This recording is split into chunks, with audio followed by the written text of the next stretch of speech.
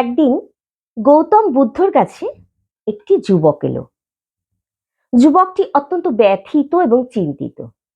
বুদ্ধ তাকে জিজ্ঞেস করলেন, তোমার কি হয়েছে? যুবকটি বলল, গুরুজি, আমি যখন যাকে দেখি আমি তার মতোই হতে চাই। একে দেখলে ওর মতো হতে চাই, ওকে দেখলে ওর মতো হতে চাই। এই জন্য আমি অত্যন্ত চিন্তিত ও ব্যথিত। বুদ্ধ স্মিত হেসে বললেন, তুমি কোনোদিন জঙ্গলে গিয়েছো? যুবকটি বলল, হ্যাঁ গিয়েছি। দেখেছো ওখানে কত ধরনের গাছ থাকে? আম গাছ থাকে, বাঁশ গাছ থাকে। আম গাছের কাজ ফল দেওয়া, তাই সে করে। আবার বাঁশ গাছ থেকে বাঁশ উৎপন্ন হয়, তাই দিয়ে আমরা বাড়ি বানাই।